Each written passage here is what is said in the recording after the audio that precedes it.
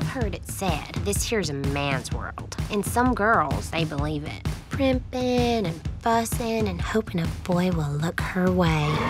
If it's a man's world, God wouldn't have made me. The only safe sex is no sex. What are your thoughts on the pull-out method? Danielle, nobody likes a dirty girl. Why don't you just head right on back there with Clark?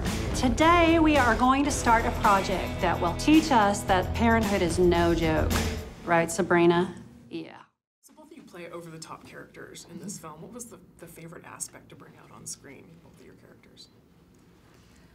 For me, I think what I loved about Clark the most is his journey over the course of the film. He kind of starts as this shy, abused, closeted gay kid, and then over the course of the movie finds his voice and ultimately stands up for what he believes in and loves himself, and so that's what I love most about him. Yeah, and I think it was the combination, too, for sure, of what each other's characters brought out of the characters we were playing. You know, it was like they really blossom on this journey. I definitely had fun with the outrageous dialogue. I had a lot of fun with that. And the accents. Yeah, and the accents were great, but being able to like throw the word poon in and stuff is really fun. And I think your costumes as well. I mean, it's amazing. Lots of camel toes. Sorry, I have to say it. It was like, it was an ongoing joke on set where I literally had to have my shorts like heaved down before they were like action.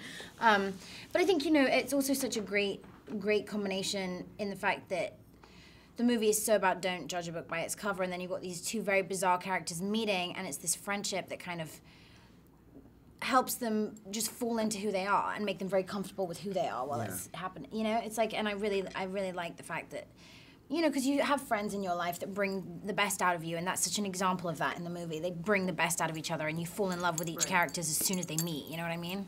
And over the course of the film, they kind of take the best parts of each other to make the best versions of themselves. Yeah. I'm convinced, Funky Boss, that I have the happiest family there ever was. Coffee, tea on me, baby, to share your lay. My opening line might be a bit passe, yes, but don't think that I don't know what I'm feeling for you. Cause I got a vibe on you the first time that I saw you. I need your love, and I won't bring no pain. A little birdie told me that you feel the same. I'm for the real, and for you I'm true blue. Let's make a deal, sugar, all I wanna do is...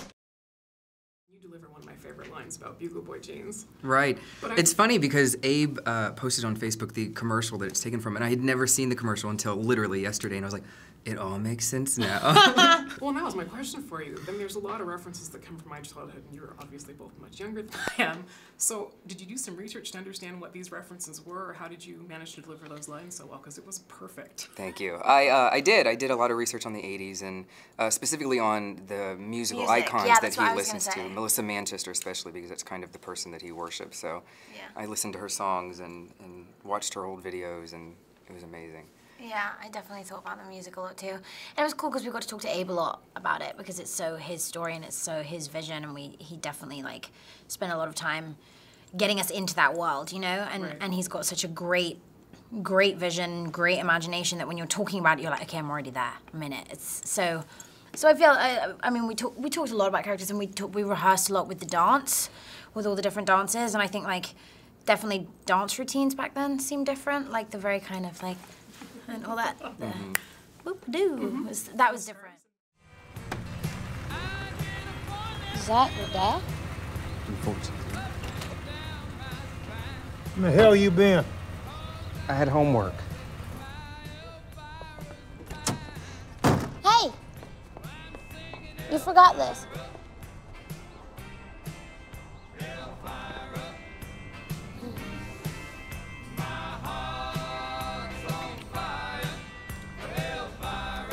You ruined me for anybody else. Hey.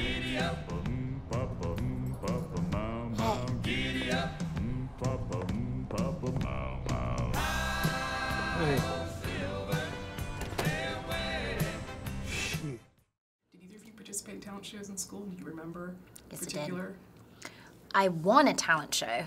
You had group houses. There was like greens, yellows, reds, blues.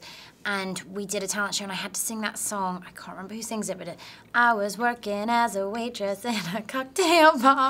And I had to do a little like shindig in a apron and then throw the apron off. And my house won.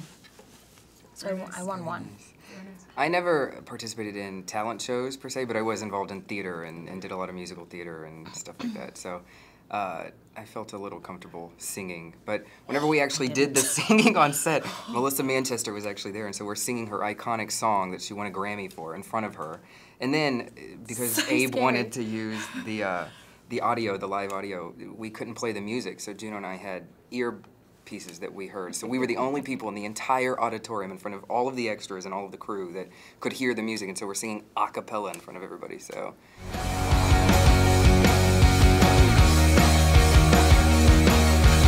Did you see that guy? Pull over. This is a distraction from our stated goals. Cash or charge? Charge. Your car's been reported stolen. Families are supposed to be together. We're running toward something, Danielle. I am just running away. I need to go after her. Danny Briggs? Must be Sue Ann's little girl. Sometimes you gotta accept what life throws at you to find out what you're made of. This is my chance and I'm gonna take it. This is the story, I'm gonna break it now. It's the truth about me. Mister, you don't know who you're dealing with.